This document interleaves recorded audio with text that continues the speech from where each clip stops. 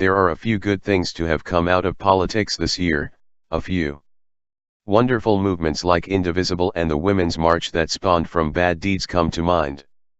The corruption seen in the Trump administration and the Republican Party have caused millions of Americans, conservative and liberal, to become more politically aware and involved. No matter what your opinions are, the more people involved in our democracy, the better. And then there is the #MeToo movement. I was in college during the Anita Hill/Clarence Thomas hearings and like many women, can easily recall the anger I felt back then. It is eerily and unfortunately the same anger I feel today. But as the years have rolled by, nothing much changed. Every now and then, when a woman dared to come forward about sexual harassment or abuse, the story was always the same: she was lying, trying to get money or fame, boys will be boys, let's all move on and pretend it didn't happen. Perhaps not this time, or at least that is the hope. It remains to be seen if women will continue to come forward. More importantly, if things are to change, the system must change. Education regarding sexual harassment, laws, penalties, all these areas must be developed and followed if we are to expect any changes in our culture. We must demand it, and we must hold people accountable. At this moment in time though, American women have had it. And yes, I think the election of Donald Trump, an admitted serial sexual assaulter, was that final straw for millions of women and even men. Pile on the Republican support of an accused pedophile Roy Moore, Harvey Weinstein, Representative John Conyers, Representative Blake Farenthold, Senator Al Franken, u.s.a, and on, we've got a hell of a dumpster fire going on.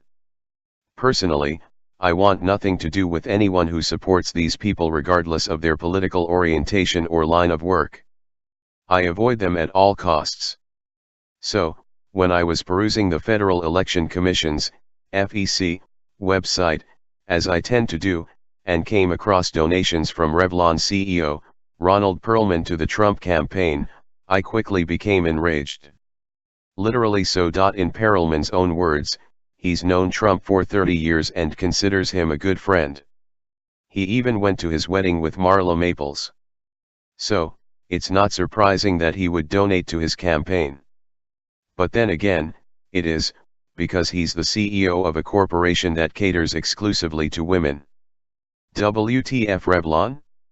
Not only did Perlman donate $130,000 to the campaign personally and then another $500,000 through McAndrews and Forbes Holdings, Perlman is also CEO of this company, to Trump's inaugural committee, but all this money was donated after the Access Hollywood tape showing Trump's confessions had been released. In fact, the $130,000 donation of his personal money came during September of 2017. You would think a company selling women's products would support those women. Just think about the ad campaign Revlon ran in 2016 called Love Is On. This campaign raised millions of dollars for women's health programs and stated they were spreading the power of love in support of women's health.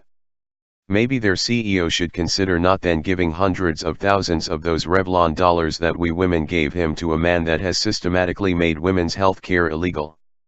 I wonder what their spokesmodels think of representing a company whose CEO supports an admitted serial sexual assaulter of women. Gwen Stefani? Emma Stone? Halle Berry? Jessica Biel? Your thoughts, ladies? Perlman is free to donate to any candidate he chooses, but as a woman, I'm free to not spend my money with Revlon.